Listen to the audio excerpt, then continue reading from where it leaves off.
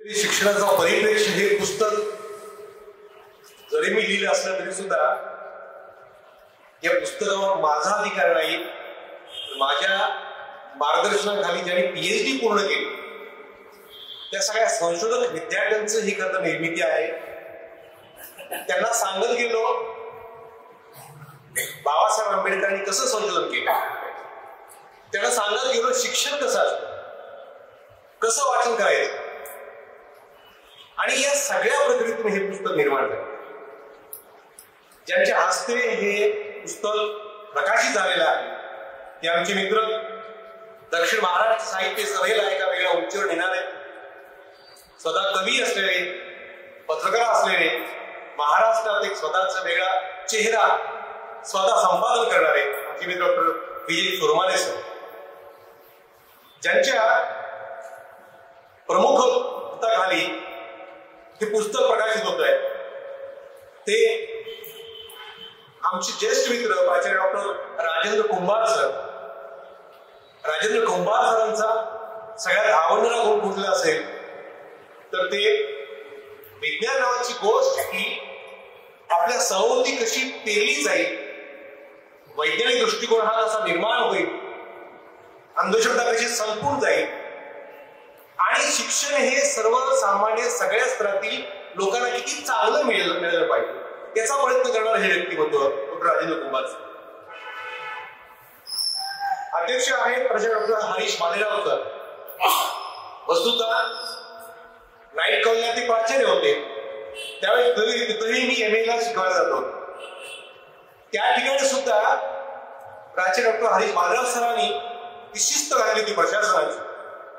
ही शिस्त महत्वाची होती, परंतु आपल्या बोलण्यातून आणि लिहिण्यातून डॉक्टर हरीश भालेराव सरांनी डॉक्टर बाबासाहेब आंबेडकरांसारख्या अनेक महामानवांच्या व्यक्तिमत्वातील एक प्रागतिक विचार, एक प्रागतिक दृष्टी सगळ्या लोकांना देण्याचा प्रयत्न केला. आणि सगळ्यात महत्वाची गोष्ट म्हणजे उस्मानाबाद जिल्ह्यामध्ये कसबे तडवा नावाचं गाव आहे की ज्या ठिकाणी बाबासाहेब आंबेडकरांची पहिली सभा झाली होती मराठवाड्यामध्ये. आणि भालेराव कुटुंब हे त्यांचे वडील असतील, आजोबा असतील, त्या सगळ्या प्रक्रियेमध्ये होते. आजही त्यांच्या घरी जर आपण कधी गेलो तर बाबासाहेब आंबेडकरांच्या काळातील अनेक पुरावे त्यांच्या घरी सापडतात. त्यांच्या गावामध्ये फार मोठं स्मारक उभा केलेलं बाबासाहेब आंबेडकरांचं. एक सुशिक्षित घराणं आहे, बांधिलकी मानणारं हे भालेराव कुटुंब आहे. त्यांचे भाऊ मला वाटतं कॅप्टन कर्नल पदापर्यंत गेले, ब्रिगेडियर पदापर्यंत गेलेले. असं हे व्यक्तिमत्व कोल्हापूर शहरामध्ये आहे. आणि हे ज्येष्ठ व्यक्तिमत्व आम्हाला मार्गदर्शक म्हणून आजही काम करत आहे. त्यांच्याविषयी एक आनंद व्यक्त करतो आहे, आदरभाव व्यक्त करतो आहे. विचारमंचावर माझे मामा वसंतराव उबाळे हे खास उपस्थित आहेत. ते लातूरला आहेत. राजकारणामधलं ते व्यक्तिमत्व आहे. काही काळ प्रकाश आंबेडकर यांच्याबरोबर खांद्याला खांदा लावून त्यांनी काम केलं. प्रकाश आंबेडकर घरी यायचे, आपण बाळासाहेब श्रद्धेय बाळासाहेब आंबेडकर घरी यायचे, चर्चा व्हायची. पण राजकारणामध्ये काही कारणास्तव मतभेद होतात आणि माणसं विलग होतात. आज तर हे फार मोठ्या टोकापर्यंत चाललेलं आहे. मतभेदाशिवाय सुद्धा माणसं बाहेर पडतात आणि आपल्या वेगळ्या खुले मांडतायत. वसंतराव उबाळे यांच्याबरोबर ज्यांचा मला उल्लेख करायचा ती माझी बहीण आहे. आणि त्या दोघांनी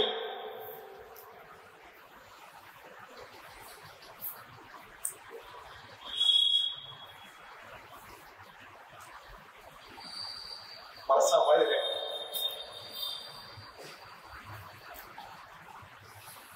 थोडं भावनिक करून याचं सहकार्य फार महत्वाचं आहे शिक्षणाचं. बाबासाहेब आंबेडकर शिकायचे त्यावेळेस त्यांना ज्या ज्या महामानवानं सहकार्य केले त्यामध्ये सैयदराव गायकवाड महाराज किंवा कोल्हापूरचे महाराज हे माणसं फार उत्तुंग व्यक्तिमत्वाचे होते. त्यांची मदत मिळाल्यामुळं बाबासाहेब आंबेडकर हे परदेशी गेलेले आहेत. अमेरिकेसारख्या लंडन सारख्या विद्यापीठामध्ये ते शिकून आलेले आणि आपल्या भारतामधल्या खेड्यातल्या अनेक तरुणांची हीच अवस्था आहे की अत्यंत कष्टातून सगळं वर आले आणि कुठल्या ना कुठल्या नातेवाईकांनी त्याच्या पाठीशी आधार दिलेला आहे. आणि डॉक्टर सविता बसवंतप्पा उबाळे ही माझी बहीण, ती पण आपल्या इथं उपस्थित आहे. खास लातूर त्या आलेले आहेत. आपल्या भाषेचं कौतुक करण्यास ते मामा आलेले, त्यांचंही मी स्वागत करणार आहे. मुद्द्याकडे येऊया की आपण सर्वजण यातला एकही व्यक्ती केवळ मनोरंजन म्हणत आहे. माझ्या खुद्द गावचे माझे भाऊ गुलचंदप्पा उबाळे आणि दुसरे एक मामा आहेत हंसुल सर, ते पण इथं आहेत. आणखीन ज्येष्ठ व्यक्तिमत्व म्हणजे साळू डॉक्टर जोंधळे सर, हे परभणीच्या कृषी विद्यापीठामध्ये ते हेड आणि प्राचार्य म्हणून ते नियुक्त झाले. माझी पत्नी आहे, माझ्या मुली आहेत, या सगळ्यांनी सहकार्य केल्यामुळे मला हे युद्ध झालेलं आहे. मी लिहिलेला एकही चिठ्ठीचा कपाटा किंवा तुकडा हा कसा हरवणार नाही याची पत्नी काळजी. व्यंकय्या तुम्हाला मला फार बरं वाटलं. आमचे आंबेडकर सर काश्मीरला गेले होते म्हणून मला कळलं. काश्मीरला गेले होते, विचारलं राहुलला मुलाला कुठे आहे काश्मीरला, पण त्यांना मी काही कॉन्टॅक्ट केलं नाही. पण ते वाचून आलेले हा मोठा आनंद आहे.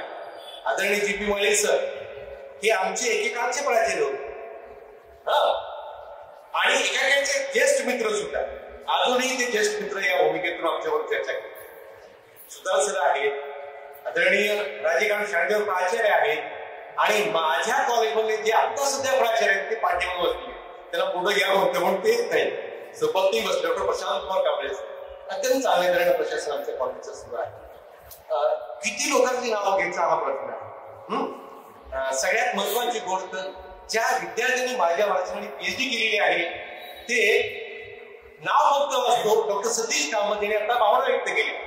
ते भावनिक झाले होते तसं मी आता झालो. खर तर भावना आणि विचार हे दोन्ही एकमेकांच्या सोबतीनं पाहिजे. डॉक्टर सतीश कामत हे मुंबई विद्यापीठामध्ये मराठी अभ्यास मंडळाचे चेअरमन आहेत. कोंढीसारख्या छोट्या खेड्यातून देशी पुढे एम ए झाल्यानंतर आपल्या विद्यापीठामध्ये पीएचडी करतायत. ते कोंडाघाट ठिकाणी ते आता प्राध्यापक म्हणून काम करतायत आणि प्राचार्य म्हणून त्यांच्यावर ही संस्थेनं सोपवलेली आहे. प्रभारी प्राचार्य आणि मुंबई विद्यापीठाच्या अभ्यास मंडळाचे चेअरमन म्हणून ते आहेत. तेही आलेले आहेत. त्यांनी उत्तम पद्धतीनं संशोधन केलेलं आहे. डॉक्टर सयाजी यकवाड बाजूला बसलेले राजकांत शाळेदेवांच्या सरांच्या कॉलेजमध्ये ते सध्या सीएचबी म्हणून प्राध्यापक काम करत आहेत. पॉवरचा अभ्यास त्यांनी केलेला आहे. डॉक्टर विनोद कांबळे हे दक्षिण महाराष्ट्र साहित्य सभेचे कार्यवाह आहेत सध्या. परंतु विनोद कांबळे यांनी सुद्धा माझ्याकडे पीएचडी केल्यानंतर मराठी कादंबरी मधले आंबेडकरी विचार कसे कसे आहेत त्याचा शोध त्यांनी घेतलेला आहे.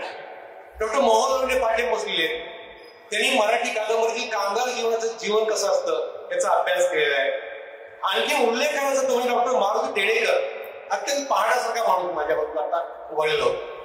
हे प्राथमिक शिक्षक आहे, पण प्राथमिक शिक्षक असून सुद्धा उत्तम वाचन कसं करावं, बाळगण्याने सांगितलेलं वाचन पुस्तकाचं कसं करावं, एक किस्सा सांगतो त्यांच्या पीएचडी प्रबंधाच्या आम्ही सांगायला.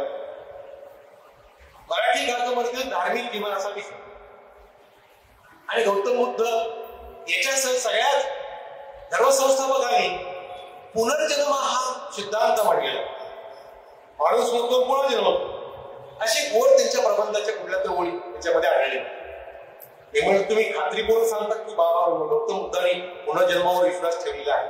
मी म्हणलं हो, ते म्हणत हो ठेवलेला आहे. मी म्हणलं बाबासाहेब आंबेडकरांचा बुद्धांनी त्यांचा धर्म वाचा, त्यामध्ये पुनर्जन्म ही संकल्पना किती वेगळी आहे, निसर्गातली आहे आणि ती तुम्ही कशी मांडली पाहिजे. दुसऱ्या दिवशी त्यांनी तो पुस्तक वाचलं आणि ओढ करेक्ट. हे असे विद्यार्थी माझ्या सोबत आहे. डॉक्टर वैशाली चौगुलेंनी साहित्य इतिहासाचा विषय क्लिष्ट आणि अवघड पूर्ण केला. डॉक्टर प्रकाश फुलेंवर यांनी मराठी कादंबरीतील शिक्षण जीवन हा सुद्धा विषय त्यांनी मांडलेला आहे. सांगायचं कारण हे की या सगळ्या विद्यार्थ्यांना मी डॉक्टर बाबासाहेब आंबेडकरांनी अभ्यास कसा केला, संशोधन कसं केलं हे सांगण्याचा प्रयत्न केला आणि तिथे ऐकलेलं आहे, त्यानुसार वाचन केलेलं आहे. आत्ताच डॉक्टर अशोक जोगाकर सर आलेले आहेत, आमचे मेहणे, एकेकाळची जेडी आपल्या कोल्हापूर विद्यापीठातील शिक्षण व्यवस्थेमध्ये आणि प्राचार्य डॉक्टर अरविंद कांबळे सर, त्यांचे मिसेस डॉक्टर गिरतकर मॅडम, जोगाकर दाम्पत्य आलेले आहे. शिवाजी पार्वत ज्या मित्रांची ओळख झाली पॉलिटिकल कॉलेजमध्ये कांबळे सर ते सुद्धा आपल्या सपोर्टने आले. सगळेच मान्य माझे ज्यांना मी PhD साठी माणसं नाही केलं पण MA ला शिकवत होतो असा एक हुशार विद्यार्थी आपल्यामध्ये होतो म्हणजे रणधीर शिंदे, डॉक्टर रणधीर शिंदे, मराठी विद्यापीठाचे माजी विभाग प्रमुख आणि आता मराठी अभ्यास मंडळाचे चेअरमन डॉक्टर रणधीर शिंदे. पाठीमागं मानते शिरवेट आहेत, प्रकाश दुबळे आहेत, हे सगळे MA चे विद्यार्थी आणि आमचे सहमित्र आहेत. पण एका मोठ्या मित्राचा उल्लेख करावा लागतो म्हणजे डॉक्टर रफिक सूरज, जे कादंबरीकर आहेत, कवी आहेत. आम्ही सोबत नेहमीच असतो. त्या पुस्तकाच्या चर्चेमध्ये सुद्धा आम्ही सोबत होतो. जस्टिस सर कवी आहेत, नाईक सर आहेत, पाठीमागे डॉक्टर ॲडव्होकेट खांडेकर आहेत पाठीमागे, सगळेच. आणि आमच्या कॉलेजमधले सगळे प्राध्यापक आहेत जवळ, सगळेच. सगळ्यांचा उल्लेख करणं टाळतो. मूळ मुद्द्याकडे आणि 2 मिनिटात संपव. सगळ्यांचा औपचारिक उल्लेख करणं मला गरजेचं वाटतं. गौरी भोगले म्हणून तुम्हाला पण विसरलेलं नाही, तुम्ही अशोक साबळे सर आहेत.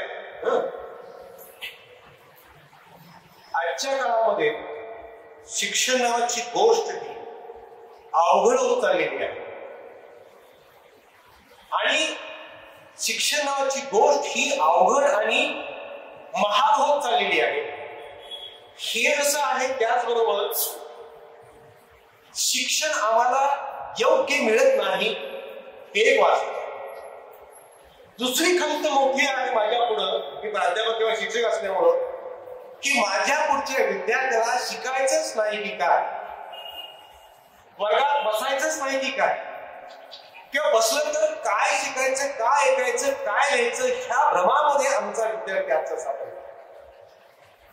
पुस्तकं वाचायचे का, कॉलेजला यायचं का, अभ्यास करायचा का, कशासाठी करायचा, याचं कुठलंही भान आजच्या माझ्या पुढच्या विद्यार्थ्याला राहिलेलं अशी माझी निरीक्षण आहे. माझं भीतीदायक असं सगळं निरीक्षण मला वाटतं. या पार्श्वभूमीवर डॉक्टर बाबासाहेब आंबेडकर विद्यार्थी म्हणून किती कसोटीने, किती काटकसरीने, किती प्रामाणिकपणे, किती निष्ठेने अभ्यास करत होते, वाचन करत होते, हे मला पुन्हा पुन्हा जाणवलेलं आहे.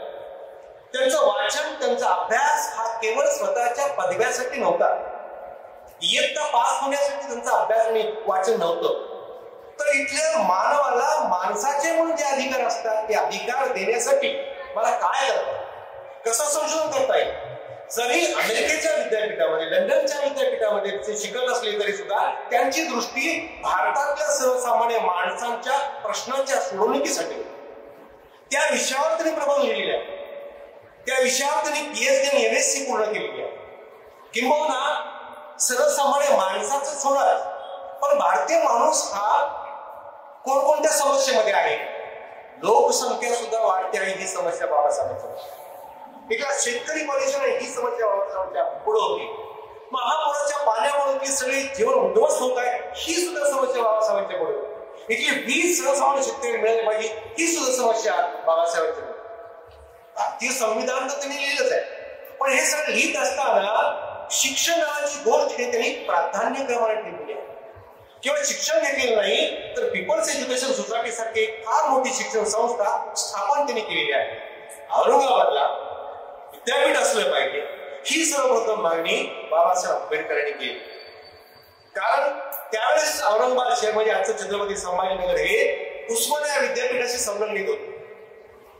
आता नंतरच्या काळामध्ये ते वेगळं झालेलं आहे, परंतु उस्मानिया विद्यापीठाच्या संलग्नित असलेल्या एका विद्यापीठावर असलेलं हे औरंगाबाद शहर, या ठिकाणी सर्वसामान्य खालच्या वर्गातील माणसं शिक्षणाला आले पाहिजे, उच्च शिक्षण घेतलं पाहिजे ही बाबासाहेबांची भूमिका होती. आणि मग असं असताना आपली बांधिलकी कुठली सोडली नाही त्यांनी, तर इथल्या प्रत्येक शिक्षण संस्था त्यांनी जे नावं दिलेली आहेत ती कुठल्या तरी डोनरच्या वतीनं दिलेली नाही. तर हे सिद्धार्थ कॉलेज, मिलिंद कॉलेज, नागसेन वन परिसर ही सगळी महाविद्यालय किंवा संस्था ही जे नाव दिलेले आहेत किंवा पीपल्स एज्युकेशन सोसायटी हे नाव सुद्धा फार विचारपूर्वक बाबासाहेबांनी लिहिलं होतं. आणि म्हणून अशा या महामानव शिक्षण विषयक वेगळी भूमिका मांडली जी तत्कालीन शिक्षण तज्ञापेक्षा वेगळी होती असं मला पुन्हा यावर मी स्वतंत्र वाचन पूर्ण केले, विद्यार्थ्यांना सांगत होतो, पण तो पुस्तक लिहित असताना संदर्भ दिले पाहिजे. एक ना एक स्टेटमेंट बाबासाहेबांचं मी पुराणनिशी सिद्ध करण्याचा प्रयत्न केलेला आहे. सिद्ध करण्याचा नाही, मांडण्याचा प्रयत्न केलेला आहे. त्यामुळं हे पुस्तक याच्याविषयी अधिकच मी बोलणार नाही. कळकळीची विनंती आहे की आपण आता जागरूक झालं पाहिजे. आपल्या पुढच्या पिढीनं शिकलंच पाहिजे, चांगलं शिकलं पाहिजे. शिक्षण घेऊ नये अशी व्यवस्था निर्माण झालेली आहे. असे अनेक अडथळे आपल्या पुढे आहेत. पण बाबासाहेब आंबेडकर यांच्या अनेक अडथळ्यावर मात करून शिक्षण घेतलेले आहे, पदव्या घेतलेल्या आहेत आणि समाजाला एक नवीन भान आणून दिलेलं आहे. मी सर्वांना विनंती करतो, मीही पालक आहे, मलाही माझ्या पुढचे विद्यार्थी आहेत. शिक्षक म्हणून मी कुठे कमी पडतो का? शिक्षक म्हणून बाबासाहेब आंबेडकरांनी सुद्धा विज्ञान कॉलेजमध्ये त्यांनी नोकरी केलेली आहे. त्यावेळेस प्राध्यापक म्हणून शिक्षक शिकवत असताना बाबासाहेबांच्या पुढे सुद्धा फार मोठे अडथळे होते. सगळ्यात मोठा अडथळा होता तो म्हणजे अस्पृश्यतेचा. एक खालच्या जातीतील प्राध्यापक हा वर्गामध्ये शिकवतोय हेच मुळे विद्यार्थ्यांना आवडतं. आता तो प्रश्न नाही.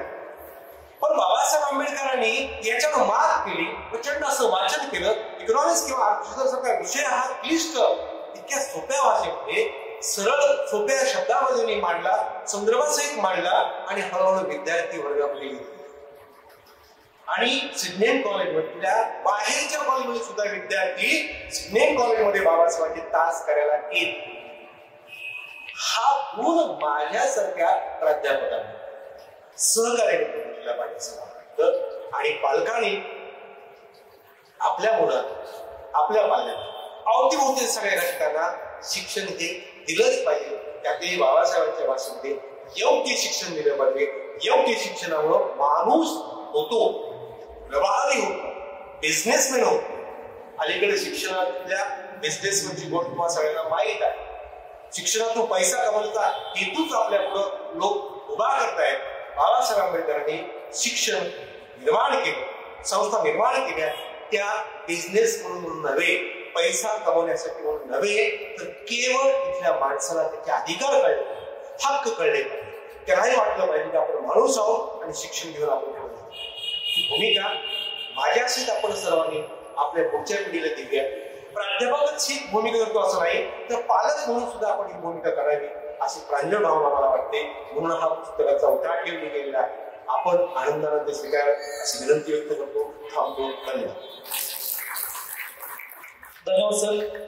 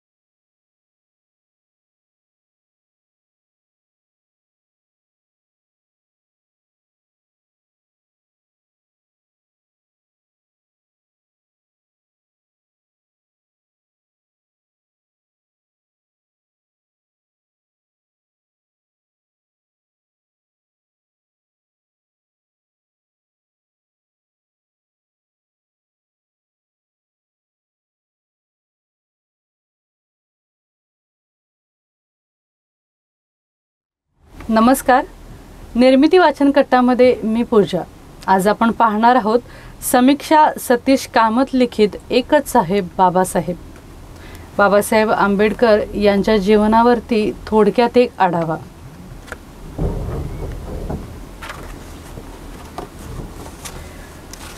डॉक्टर बाबासाहेब आंबेडकर यांचे बालपण आणि शिक्षण. भीमरावांच्या प्राथमिक शिक्षणास खरी सुरुवात साताऱ्यात झाली, पण पुढे रामजी यांची साताऱ्याची सुद्धा नोकरी सुटली व कुटुंबाचा चरितार्थ चालविणे अशक्य झाल्याने त्यांनी मुलांना घेऊन मुंबईला जाण्याचे ठरवले. मुंबईला आल्यानंतर भीमरावांचे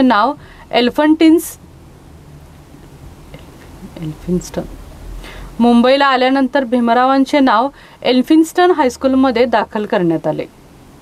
त्यांनी आपले मॅट्रिकपर्यंतचे संपूर्ण शिक्षण तिथेच पूर्ण केले.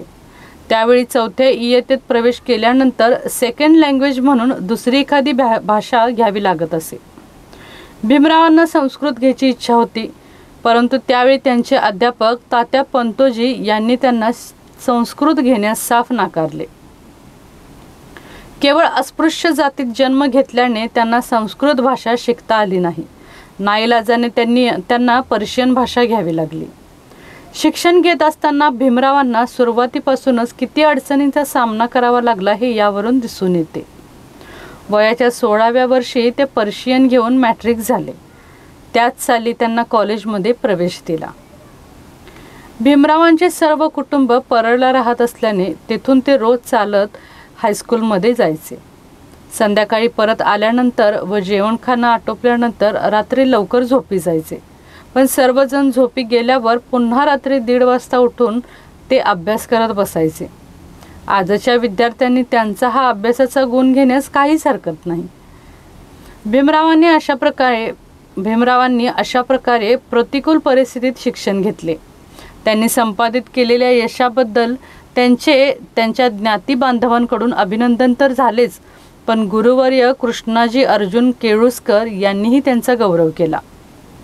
इतकेच नव्हे तर त्यांनी स्वतः लिहिलेल्या बुद्ध चरित्रसुद्धा भीमरावांना त्यांनी भेट केली आणि बुद्धिमान व तेजस्वी अशा भीमरावांना उच्च शिक्षित करण्याचा सल्लाही त्यांनी रामजी सुभेदार यांना दिला. पुढे त्यांच्या सहकार्याने श्रीमंत सरकार सर सयाजीराव गायकवाड बडोदे यांच्याकडून उच्च शिक्षणासाठी शिष्यवृत्ती मिळाली आणि भीमरावांचे पुढील शिक्षण सुरू झाले. 1912 साली त्यांनी BA ची पदवी प्राप्त केली. त्यानंतर भीमराव महाराजांच्याकडे गेले. महाराजांनी त्यांना नोकरी दिली. नोकरी करत असताना योगायोग असा घडला की यावेळी महाराजांनी उच्च शिक्षण घेण्यासाठी काही विद्यार्थ्यांना परदेशात पाठवण्याचे ठरवले. भीमराव हे सुद्धा महाराजांचे आवडते होते. तेव्हा त्यांनी इतर विद्यार्थ्यांबरोबर त्यांनाही पाठवण्याचे ठरवले. याप्रमाणे ते कोलंबिया विश्वविद्यालयात शिक्षण घेण्यासाठी गेले. तिथे ते 3 वर्ष होते. ते रोज 18 तास अभ्यास करीत असत आणि अर्थशास्त्र, समाजशास्त्र इत्यादी विषयात त्यांनी प्रावीण्य मिळवले. भीमराव आंबेडकर यांना अभ्यासाची इतकी गोडी लागली होती की त्यांना पुढील शिक्षणाकरता लंडनमध्ये जाण्याची स्फूर्ती झाली. त्यांनी तसे महाराज सयाजीराव गायकवाड यांना कळवलेही. त्यांनी तसे महाराज सयाजीराव गायकवाड यांना कळवले. त्यांची परवानगी मिळता ते लंडन युनिव्हर्सिटीत शिक्षणासाठी दाखल झाले. तिथेही त्यांनी आपल्या बुद्धीची छाप पाडली. DSCच्या परीक्षेला बसण्यास त्यांना परवानगी मिळाली. मोठ्या परिश्रमाने त्यांनी DSCच्या परीक्षेकरता निबंध लिहिण्याचे काम सुरू केले. पण त्यावेळेचे महाराजांचे दिवाण सर मुनभाई मेहता यांनी त्यांना माघारी बोलवून घेतले. भीमरावांना परत यावे लागले. त्याला पर्याय नव्हता. कराराप्रमाणे त्यांनी संस्थानात नोकरी पत्करली. आपल्याला उच्च शिक्षण घेण्यासाठी ज्यांनी आर्थिक सहाय्य दिले त्यांच्यासाठी त्यांची नोकरी करावी व बडोद्याला जावे असे बाबासाहेबांनी निश्चय केला. ते 1913च्या जानेवारी महिन्यात शेवटचा आठवडा बडोद्याला गेले, पण तेथेही त्यांना तोच अनुभव आला. अस्पृश्य म्हणून सर्वजण त्यांना लांब ठेवण्याचा प्रयत्न करत. त्याच दरम्यान वडील आजारी असल्याची तार आली आणि भीमराव मुंबईला परतले. नंतर त्यांनी सयाजीराव गायकवाड यांना आपण बडोद्यास येत नसल्याचे कळवले. त्यानंतर मुंबईला सयाजीरावांच्या भेटीत बडोद्यातील आपल्या अडचणीची कल्पना दिली. सयाजीरावांनी आंबेडकर यांना पुढील शिक्षण घेण्यासाठी अमेरिकेला जाण्याचे विचारले. शिष्यवृत्तीच्या रूपाने उच्च शिक्षणाची संधी बाबासाहेबांना मिळाली. या संधीचा त्यांनी पूर्णपणे उपयोग करून त्यांना कोलंबिया विद्यापीठात 3 वर्षासाठी प्रवेश मिळाला. या काळात त्यांनी दिवसाचे 17 ते 18 तास प्रचंड प्रमाणात विविध विषयांवरील ग्रंथांचे वाचन केले. त्यांनी MA ची पदवी मिळवली. या पदवीचा एक भाग म्हणून administration and finance of the east India company या विषयावर त्यांनी प्रबंध लिहिला. PhD साठी त्यांनी अर्थशास्त्रात संशोधन करून national dividend of India historical and analytical study या विषयावर प्रबंध लिहिला. अर्थशास्त्रातील विद्वानांनी या प्रबंधाची मांडणी संशोधन, चिकित्सक दृष्टी याबद्दल मुक्तपणे स्तुती केली आहे. आंबेडकरांची अर्थशास्त्रात आणखी संशोधन करण्याची, लंडन विद्यापीठाची पदवी मिळवण्याची व बॅरिस्टर होण्याची इच्छा होती. त्यांनी सयाजीराव गायकवाड यांना पत्र लिहून शिष्यवृत्तीची मुदत आणखी 2 वर्षे वाढवण्याची विनंती केली, परंतु शिष्यवृत्तीमध्ये 1च वर्षाची मुदतवाढ मिळाली. पुढे आंबेडकर न्यूयॉर्कहून लंडनला गेले. London of economics and political science या संस्थेत त्यांना प्रवेश मिळाला. लंडन विद्यापीठाने त्यांना एकदम MSc ला बसण्याची परवानगी दिली. MSc DS अँड लॉ या पदव्या आंबेडकरांना मिळवायच्या होत्या, पण शिष्यवृत्तीची मुदत वाढवण्याची शक्यता नसल्याने ते परत आले. पण करारानुसार पुन्हा बडोद्याला जाणे आवश्यक होते. महाराजांनी आंबेडकरांची नेमणूक उच्च जागी केली, पण अस्पृश्य म्हणून त्यांचे हुकूम पाळले जात नसत. शिपाई देखील त्यांच्या टेबलावर लांबून फाईल्स व पत्रे टाकत असत.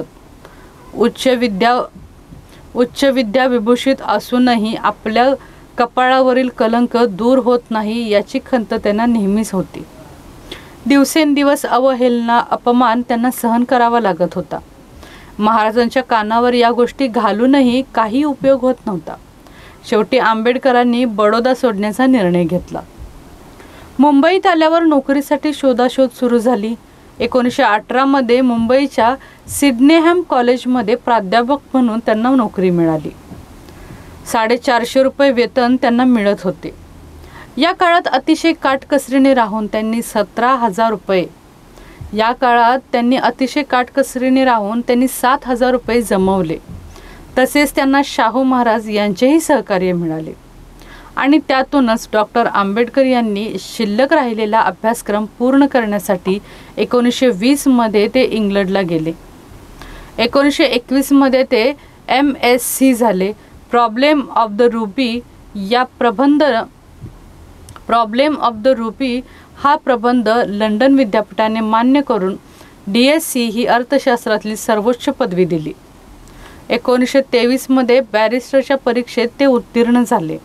1924 मध्ये ते मुंबईला परत आल्यावर त्यांनी हायकोर्टात वकिली सुरू केली आणि पुढील काळात अस्पृश्यता निवारण हे डॉक्टर बाबासाहेब आंबेडकर यांनी आपले जीवितकार्य मांडले.